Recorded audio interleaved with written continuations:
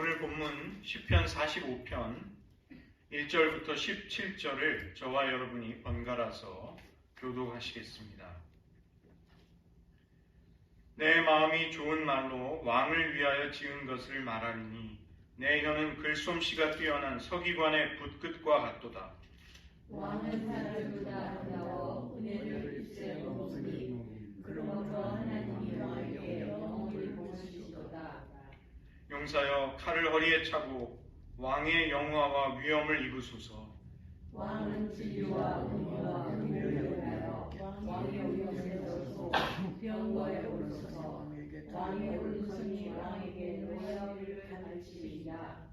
왕의 화살은 날카로워 왕의 원수의 염통을 뚫으니 만민이 왕의 앞에 엎드러지는도다. 하나님이여 주의 보좌는 영원하며 주의 나라의 복음은 영원하리이다. 왕은 정의를 사랑하고 악을 미워하시니 그러므로 하나님 곧 왕의 하나님이 즐거움의 기름을 왕에게 부어 왕의 동료보다 뛰어나게 하셨나이다. 왕의 모든 것은 무라불라 하시나가 그의 곁에 함수가 있으며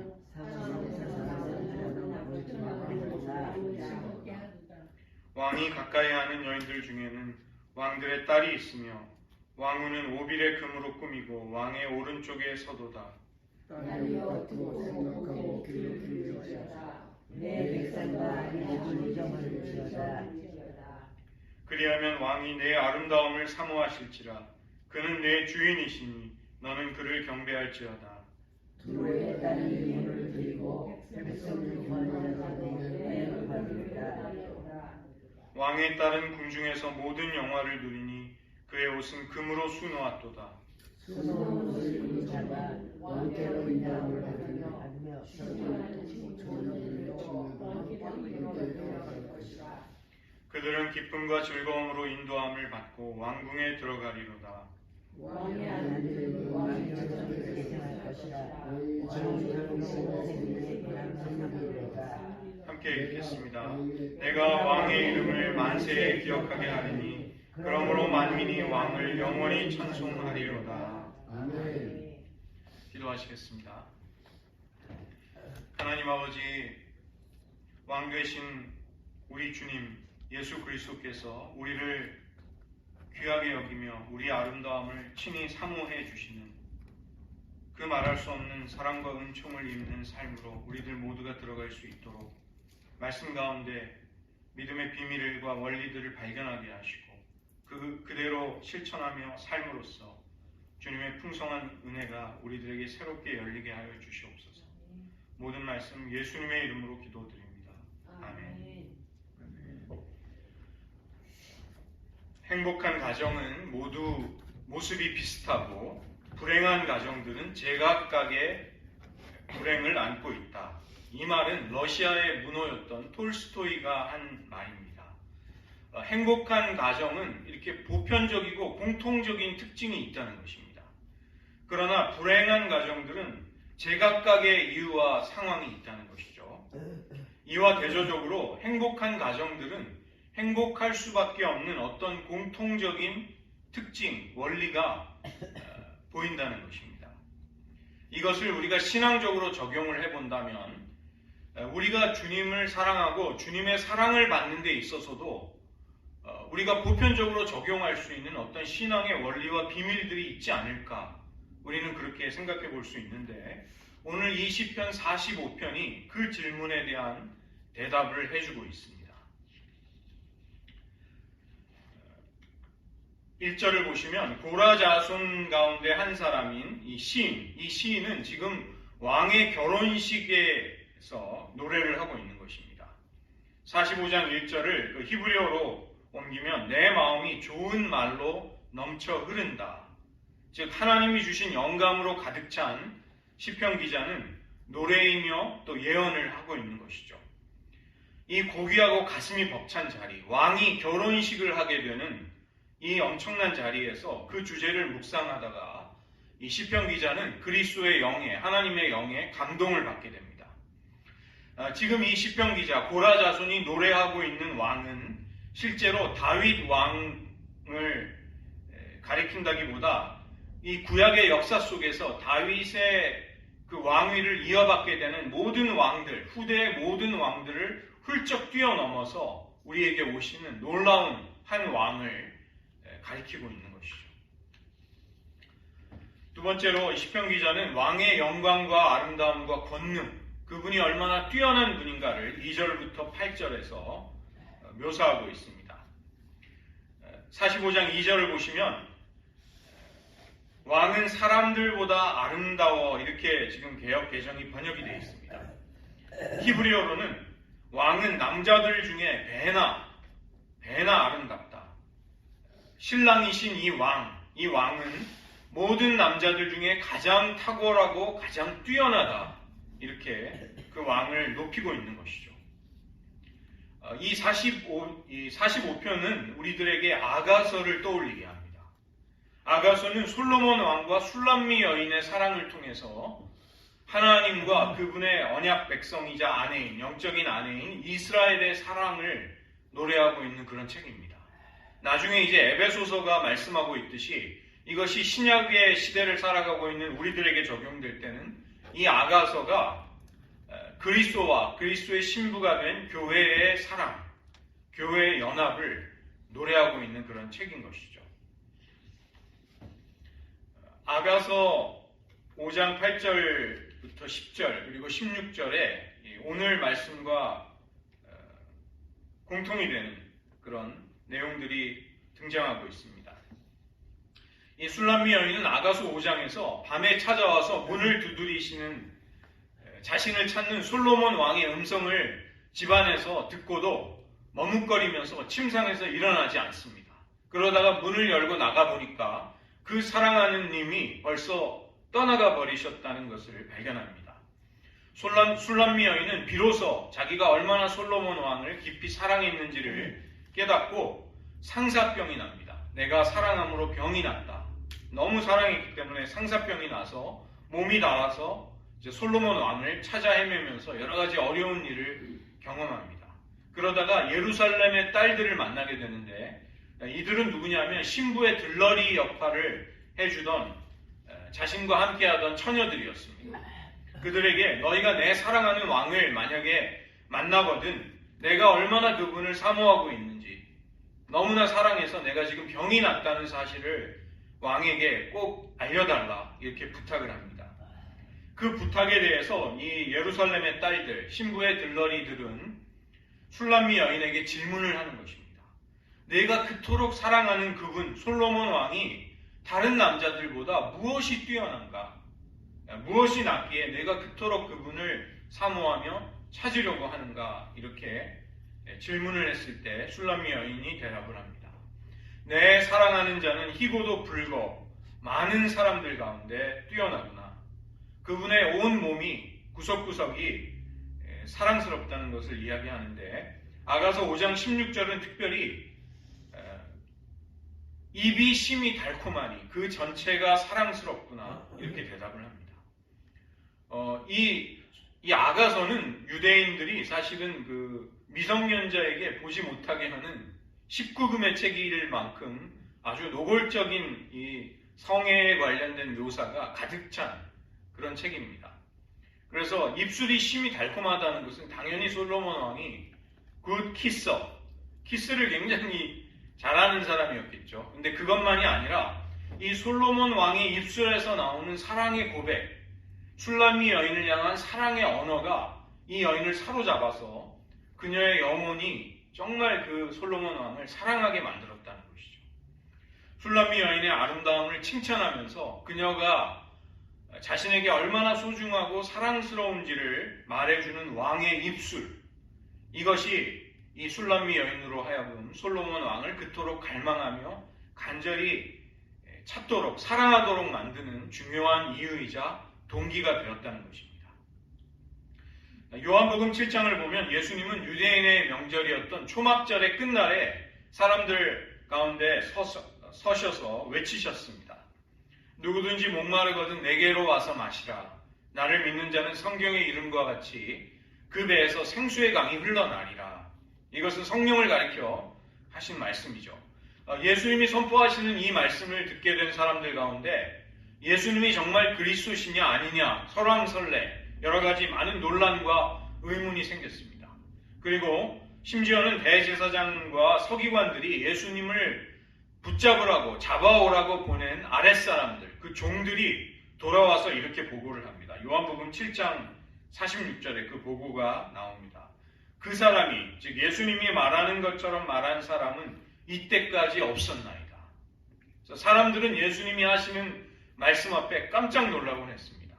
산상수훈도 보면 마태복음 7장 29절에서 예수님이 가르치시는 것이 권세 있는 자와 같고 서기관들과 같지 아니하였다. 사람들은 예수님의 입술에서 나오는 말씀과 그 가르침에 권세 있는 교훈에 깜짝 놀라고 경이로움을 느꼈다는 것입니다.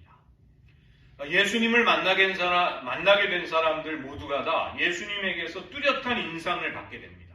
그것은 바로 예수님의 입술에서 권세 있고 은혜로운 하나님의 말씀이 선포되고 터져 나왔다는 것입니다. 우리가 예수님을 사랑하는 이유가 무엇인가요? 지금 이 어려운 시대에 여전히 교회를 귀히 여기며 하나님께 변함없는 소망을 두게 하는 근거가 어디에 있을까요? 요즘은 많이 달라졌다 할지라도 이전의 이민사회 속에서 교회는 생활의 허브와 같은 곳이었습니다. 교회에 가면 반가운 얼굴이 있고 평생 교제하며 함께 살아가는 사람들을 만나는 기쁨이 있었습니다. 고단하고 어려운 삶에서 실제적인 도움과 조언을 받을 수 있는 곳도 또 교회였던 것이죠. 신앙 때문에도 우리는 모였지만 교회는 자연스럽게 한인들이 모여서 서로를 돕고 사랑하고 교제할 수 있는 곳이었습니다. 그리고 그런 사귐 속에 왔다가 또 자연스럽게 신앙을 가지게 되고 예수님께로 이끌림을 받는 많은 사람들이 있었던 것이죠. 그런가 하면 어떤 이에게 교회는 다급하고 절박한 삶의 필요를 가지고 도움을 기대하며 찾아오는 곳이기도 했습니다. 또 다른 분들에게는 미국의 이 주류 사회를 뚫고 들어가기가 진입하기가 어렵기 때문에 내 존재를 인정받고 싶은 사회적인 자아를 실현하고 싶은 그런 곳이 그런 자기의 갈망들을 쏟아내는 곳이기도 했던 것이죠. 그래서 교회에는 기쁨과 슬픔, 즐거움과 고난, 즐거운 교제와 갈등, 다툼 이런 것들이 혼재되는 함께 있었던 그런 곳이었습니다. 오늘 우리가 시편 45편과 아가서의 말씀을 천천히 살펴보고 묵상을 한다면 교회가 우리에게 가져다주는 실제적인 도움이라든가 신앙을 가지게 됨으로써 얻게 되는 유익을 넘어서는 보다 더 근본적인, 근원적인 내가 하나님을 사랑하고 추구해야 될 이유가 있다는 사실을 발견하게 됩니다.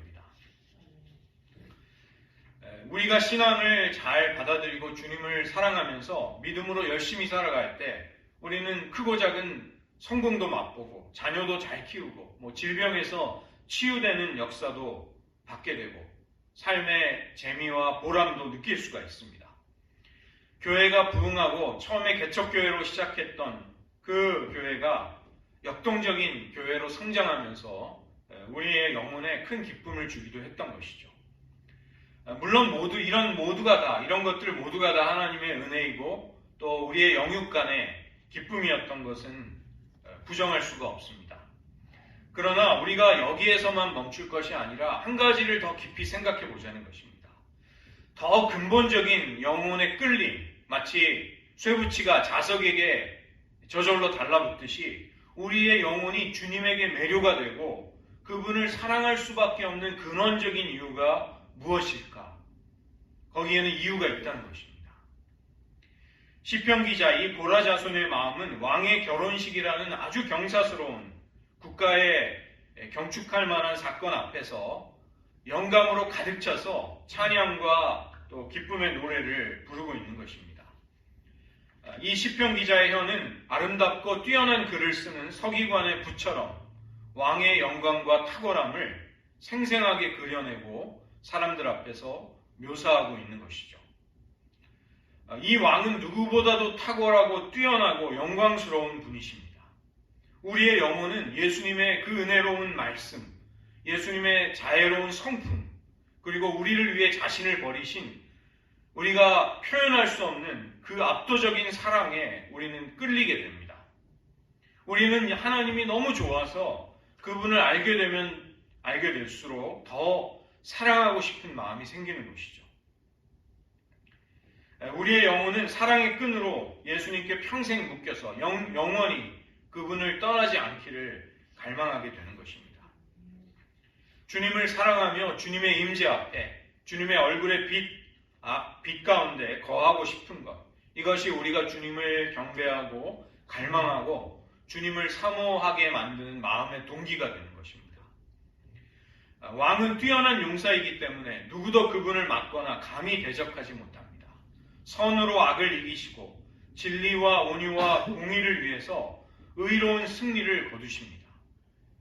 이 왕은 그 생애의 마지막에 위엄있고 겸손하게 나귀를 타시고 십자가에서 죽음을 맞이하기 위해 예루살렘으로 입성하셨던 왕이셨습니다.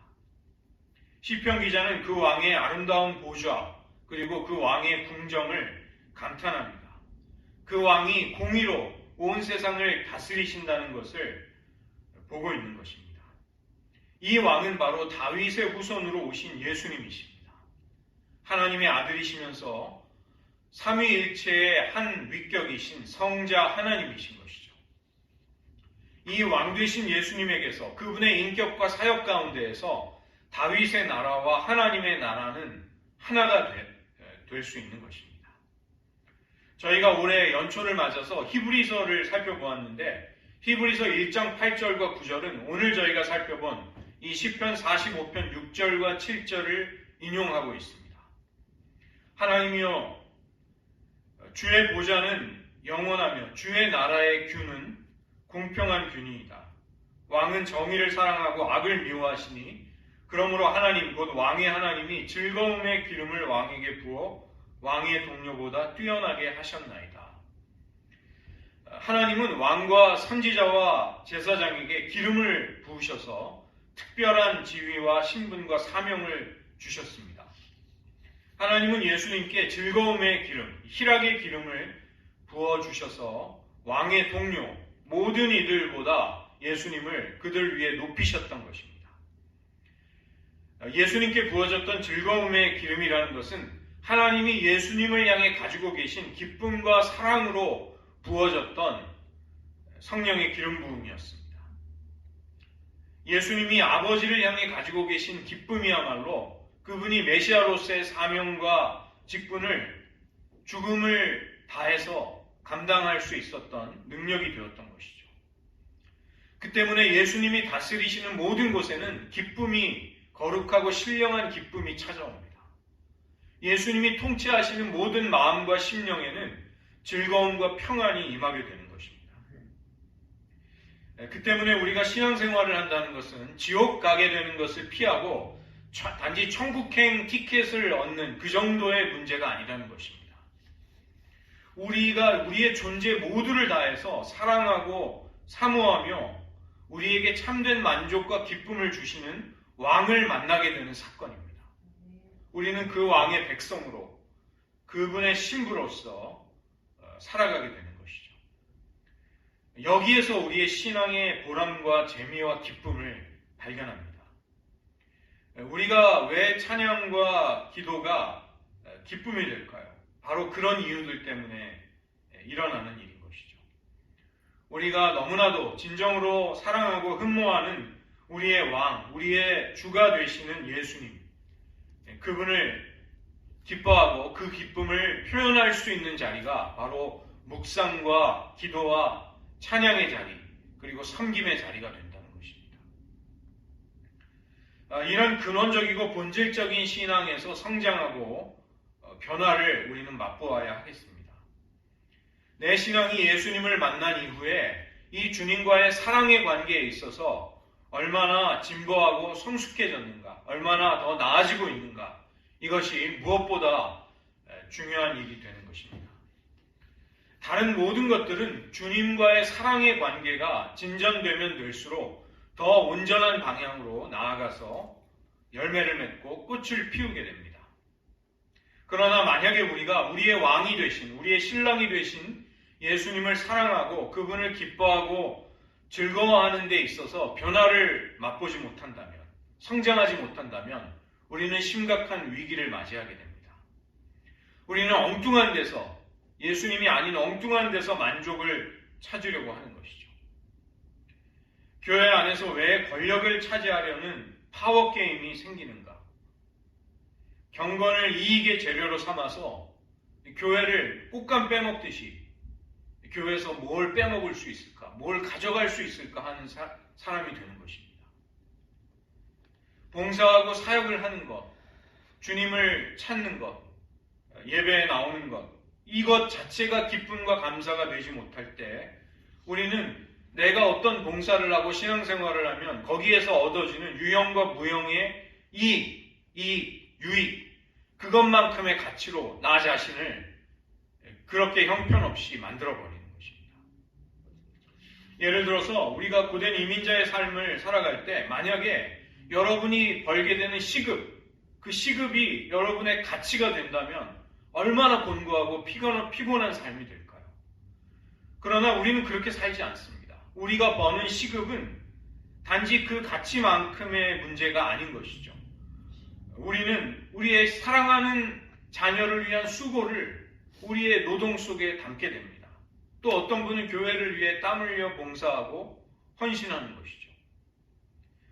어떤 분들은 또 자신의 소중한 꿈과 목표를 위해서 한 발자국 한 발자국 성실히 성장하면서 일을 합니다. 그런 사람들에게 있어서는 단지 내가 노동을 해서 그것을 통해 돌아오는 유익이, 어떤 보상이 나의 가치를 규정하지 않게 되는 것이죠.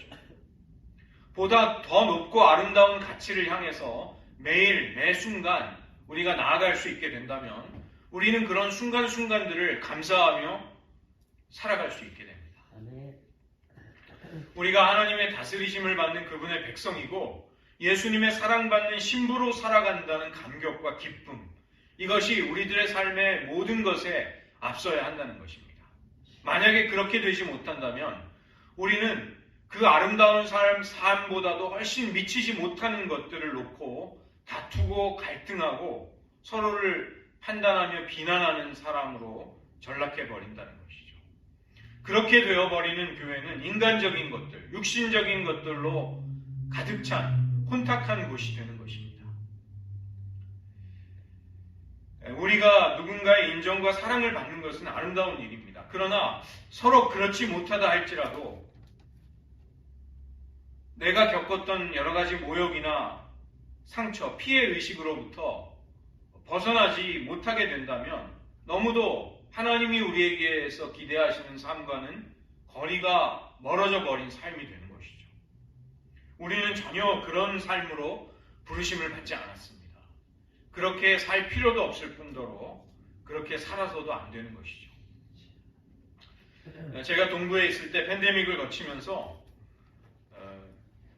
우리가 가지고 있는 교회의 민낯, 우리의 믿음의 적나라한 모습들을 볼 수 있었습니다. 그것은 저의 모습이기도 했고 또 성도들의 모습, 교회의 벌거벗은 모습이었습니다. 어려움에 노출이 되었기 때문에, 어려움에 맞닥뜨렸기 때문에 물론 고통을 당했지만 그것은 그리 큰 고통이 아니었습니다. 정말로 소중한 하나님의 사랑과 그분의 언약, 그리고 우리를 향한 하나님의 변함없는 신실하심은 흔들리지 않고 굳건한데도 왜 두려워하고 그토록 갈등하고 힘들어했는가?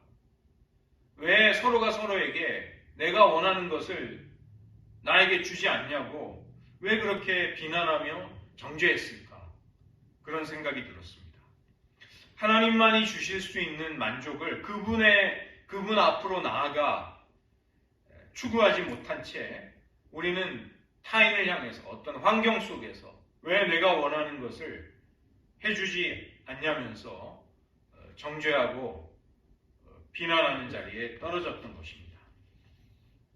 하나님을 향해 우리의 영혼이 잠잠히 그분을 신뢰하고 사랑하며 하나님의 얼굴을 구해야 한다는 사실에 우리가 눈을 뜨지 못한다면 그것이 바로 우리의 진정한 위기가 됩니다. 그리고 그것은 우리에게 부메랑처럼 고통스러운 현실로 되돌아오는 것이죠. 우리는 지금 왕 되신 하나님의 통치 아래 살아가고 있습니다. 우리의 신랑이 되신 예수님의 사랑의 언약 가운데 우리는 거하고 있는 것이죠. 그런데 왜 우리는 두려워할까요? 왜 갈등하며 서로를 품어주지 못할까요? 우리가 우리의 진정한 정체성에 대해서 너무도 무지할 때 우리는 그런 우리 자신을 보며 당혹해합니다. 무엇이 위기인지 우리는 제대로 감을 잡지 못하고 있다는 것입니다. 그러나 우리의 가장 깊은 자아상, 우리의 정체성은 무엇인가? 오늘 말씀에 따르면 바로 우리는 왕의 결혼식에 초대를 받은 그분의 사랑받는 자들이라는 것입니다. 이것이 우리의 가장 근본적인 정체성인 것이죠. 다른 모든 것들은 그보다 더 낮은 것들, 부차적인 것들입니다. 뒤에 물러도 되는 것들입니다. 지금 우리 앞에 서 계신 왕 되신 예수님, 우리의 신랑이 되신 예수님이 얼마나 탁월하고 뛰어나고 아름다운 분인지를 우리는 고라자손처럼 시편 기자와 같이 주목해야 하겠습니다. 그분의 입술에서 흘러나오는 그 은혜로운 말씀을 듣기를 우리는 간절히 원해야 하겠습니다. 우리는 고민을 하되 우리의 삶 전체가 어떻게 그 주님과의 사랑의 관계를 잘 가꾸는 방향으로 나아갈 수 있을까를 고민해야 한다는 것이죠. 우리 교회의 목표와 방향도 바로 그런 일을 하는데 전적으로 투자를 하고 그쪽에 집중을 할 필요가 있는 것입니다. 우리는 그 지혜를 얻기 위해 함께 기도해야 할 것입니다. 세 번째로 이 시편 기자는 신부에게 어떻게 해야 왕의 사랑을 얻을 수 있는지를 이야기합니다. 45장 10절에 이르러서 드디어 왕의 사랑을 받는 신부가 등장을 합니다. 딸이여 듣고 보고 귀를 기울일지어다. 이제 이 딸은, 이 처녀는 왕의 신부가 되어서 그토록 존귀하고 영광스러운 왕에게로 이끌려가서 이제 왕과의 결혼식에 들어가기 직전의 상황인 것이죠. 그런데 이 결혼식의 핵심 인물, 이 모든 사람의 주목과 스포트라이트를 받는 사람은 신부가 아니라는 것입니다. 우리가 여전히 계속해서 바라보아야 할 대상은 신부가 아니라 왕이 되는 것이죠. 제가 결혼할 때 저희 집사람이 연예인들이 그 신부 화장을 하는 강남의 비싼 데서 그 친척 중에 그쪽에 직장에 있는 분이 이제 소개를 해주셔서 거기서 이제 신부 화장을 하고 결혼식을 했습니다. 결혼 예배를 드렸죠. 그래서 그 자리에서는 제가 스포트라이트를 받지 못하고 이제 신부가 그것을 받았습니다. 대부분의 우리가 드리는 결혼식은 신부가 가장 아름답고 영광스러운 모습으로 그 아름다움을 뽐내고 모든 사람들은 그걸 기뻐하고 칭찬해 주는 자리죠. 그런데 오늘 이 시편 45편의 이 왕의 결혼식은 신부가 주목을 받는 자리가 아니라 왕이 주목을 받는 자리라는 것입니다. 시편 기자는 신부에게 단호하고 긴급하게 간절하게 권면을 합니다. 이전의 충성을 버려야 한다. 내가 이전에 가졌던 모든 소속감을 다 버려라. 이렇게 말하는 것입니다. 이제부터는 너의 모든 충성과 복종과 사랑을 남편이자 왕이신 그분에게 놀라운 영광과 아름다움으로 너의 영혼을 사로잡은, 매료시킨 그 왕에게 두라. 이렇게 호소하는 것이죠. 신부는 이제 자신의 나쁜 점을 버려야 할 것입니다. 부정적이고 악한 습관들, 악행을 버려야 하는 것이죠. 그러나 그것뿐만이 아니라 신부는 이제 자신의 장점, 자기 집안이 얼마나 영광스러운가, 내가 어디에 속했고 무엇을 잘하고 무엇으로 인정받았고 그가 자랑스러워하는 모든 것까지 다 버려야 한다는 것입니다. 그 좋은 것들을 버리려고 할 때 분명히 신부는 때로 갈등도 하고 잠시 주저하기도 할 것입니다. 그러나 고라자손 시편 기자는 신부에게 다 버리라고 말하는 것입니다. 그리고 그 모든 것을 버리는 것이 결코 너에게 손해가 되지 않는다. 이렇게 말해주고 있습니다. 이 시편 기자 고라자손의 말을 귀담아 잘 들은 아주 대표적인 모범적인 사람이 바로 사도 바울입니다. 사도 바울은 그의 모든 죄와 부끄러운 것들 뿐만이 아니라 그가 가진 모든 좋은 것, 자랑거리, 그의 열심과 선행, 그의 지식과 탁월함, 모든 것을 다 버렸습니다. 빌립보서 3장 8절로 9절에서 그가 유명한 고백을 하죠. 나는 모든 것을 해로 손해로 여깁니다. 그것은 내 주 그리스도 예수를 아는 지식이 가장 고상하기 때문입니다. 나는 나의 주 예수님을 인격적으로 친밀하게 아는 지식을 얻는다면 모든 것을 버리겠습니다. 내가 그분을 위해 모든 것을 잃어버리고 배설물로 여기는 것은 그리스도를 얻기 위함이고 그 그리스도 안에서 나 자신을 발견하기 위함입니다. 이렇게 이야기했습니다.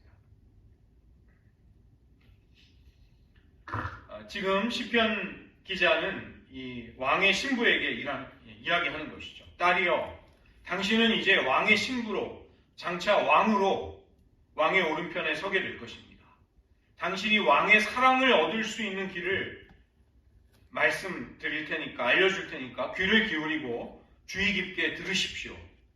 당신의 출신 백성, 당신의 아버지의 집, 즉 당신이 어디서 자랐고 무엇을 했고 어느 가문의 출신이고 과거가 어떠했고 무엇을 소유했고 어떤 사람인지를 다 잊으십시오.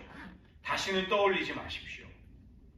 이제부터 당신은 스스로를 왕의 사랑받는 신부와 아내가 되어서 그 왕의 영광을 가장 가까운 데서 날마다 지켜보며 즐거워하는, 또 그 모든 것을 누리게 되는 자리에 가게 되었다는 것만 기억하십시오. 그 외의 모든 것은 다 잊으십시오. 다시 떠올리거나 다시 파헤치거나 다시 옛날의 신분, 옛날의 정체성, 그것으로 돌아가서는 안 됩니다. 이 한 가지만 분명히 확고하게 할 수 있다면 왕은 당신의 아름다움을 사모하실 것입니다. 이제후로는 당신 자신의 인생의 주인이 아니라는 것을 분명히 하십시오. 오직 왕이 당신의 주님이 되시기 때문에 그분이 왕이라는 진리, 그 한 가지를 가지고 그분을 경배하십시오. 여기 시편 45편 10절과 11절은 우리에게 말씀하고 있는 것입니다. 우리가 우리의 왕이며 남편이신 예수님의 사랑을 어떻게 받을 수 있는가? 가장 중요한 진리를 말해주는 것이죠. 내 백성과 내 아버지의 집을 잊으라. 이제 당신의 옛사람은 십자가와 연합하여 십자가에 못 박혀 이미 죽었다는 것입니다. 그리고 그리스도의 부활과 연합한 새 사람으로, 새로운 성품으로 우리는 살아나고 그 삶을 살게 되는 것이죠. 이제 더 이상 우리들의 입술에서 옛사람의 언어가 나와서는 안 된다는 것입니다. 우리가 그리스도와 연합한 새 사람으로 새로운 언어, 다른 사람을 축복하고 격려하고 다른 사람을 세워주는 말을 해야 한다는 것이죠. 우리가 주님을 사랑하는 것도 기쁘지만 주님이 우리의 아름다움을 귀하게 여기시며 우리를 사랑해 주시는 삶을 살아간다는 것, 얼마나 놀라운 일이 될지를 우리는 상상해 볼 수 있는 것입니다. 네 번째로 왕에게로 신부와 들러리들은 이끌림을 받습니다. 요한계시록 19장을 보면 천사가 사도 요한에게 어린 양의 혼인잔치에 청함을 받은 사람이 복이 있다는 것을 선포합니다. 그리고 어린 양의 혼인 기약이 이르렀는데 그의 아내가 자신을 신부로서 잘 준비했다는 것을 천사가 말하는 것입니다. 이제 신부가 혼인잔치에 들어갈 준비를 하게 되면 왕에게로, 왕의 궁정으로 이끌림을 받게 됩니다. 어린 양의 혼인잔치로 이끌림을 받는 신부는 신랑을 위해서 이제 결혼식을 올릴 수 있는 준비된 모습의 신부가 되는 것이죠. 그녀는 빛나고 깨끗한 세마포 옷을 입는 것을 허락받게 됩니다. 그리고 이 세마포 옷은 성도들의 옳은 행실이라고 말씀하고 있습니다.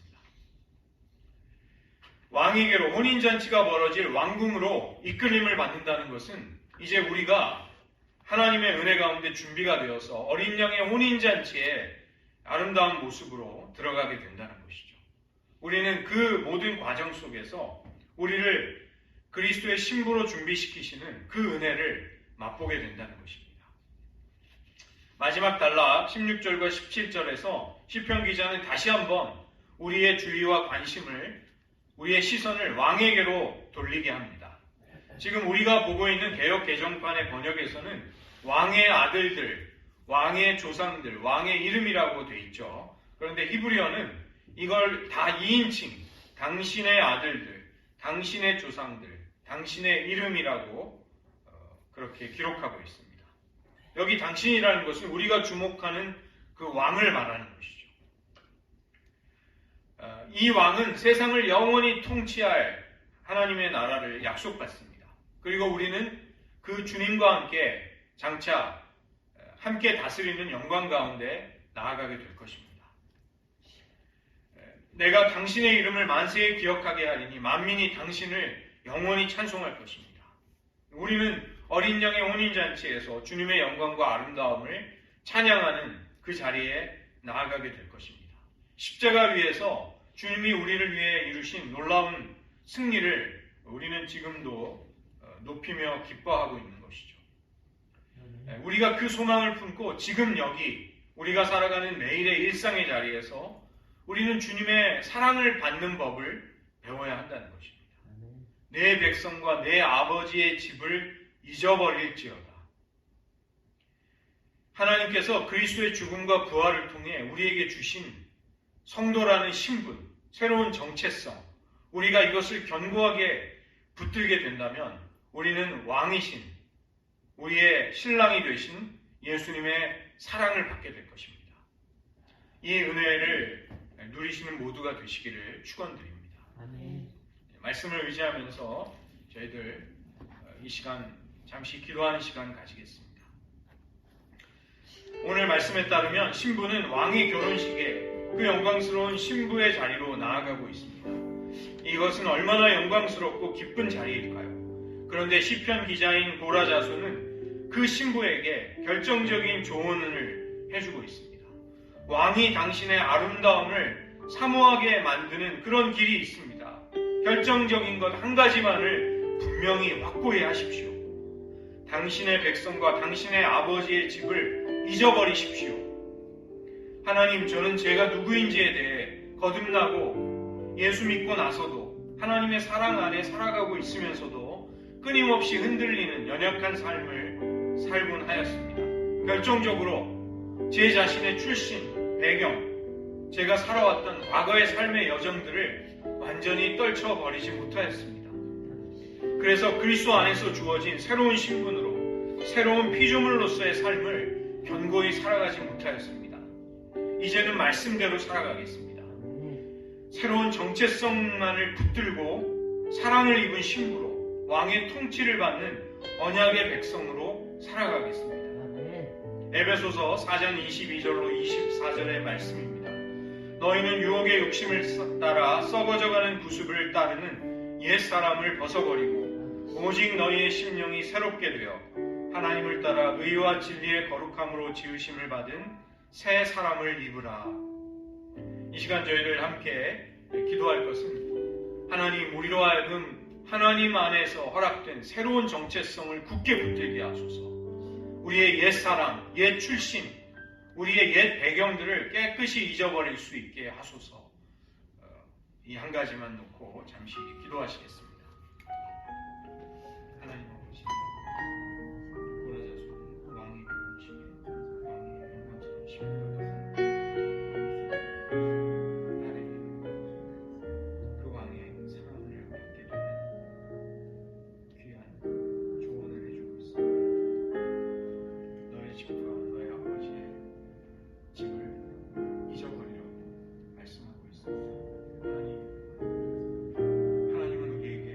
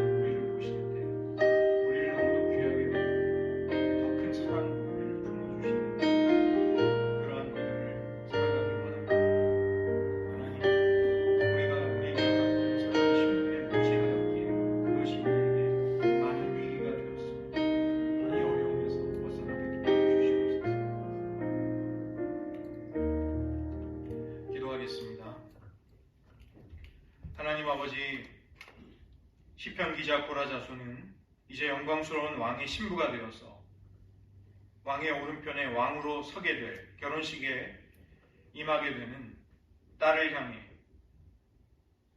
조언하고 있습니다. 너의 집과 너의 아버지의 집을 잊어버릴지어다. 하나님, 우리는 이미 그리스도 안에서 새로운 신분, 새로운 정체성을 허락받았습니다.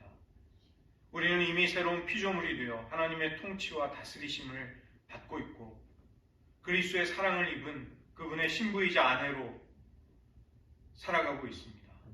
그러나 우리가 받은 이 엄청난 은혜가 우리에게 선명하지 못했기에, 확고하지 못했기에 우리는 그 때문에 많은 위기를 겪었고 아픔과 혼돈을 겪고 있습니다. 하나님, 우리를 이러한 혼돈과 어려움에서 빠져나올 수 있도록 우리의 눈과 귀를 열어주시옵소서. 우리가 얼마나 큰 하나님의 사랑과 은혜를 입은 자인지가 더욱더 큰 기쁨과 확신으로, 똑똑한 깨달음으로 우리의 영혼에 메아리치게 하여 주시옵소서.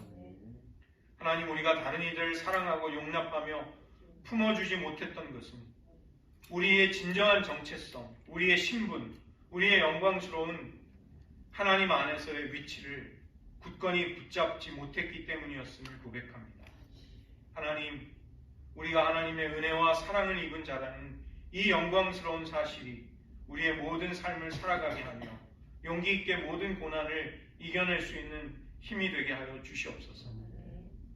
지치고 상한 많은 심령들이 그리스도 안에서 허락된 이 영광스러운 은혜의 자리가 무엇인지를 똑똑히 깨달음으로써 그 어려움을 벗어날 수 있게 도와주시옵소서. 모든 말씀 예수님의 이름으로 기도드립니다. 아멘.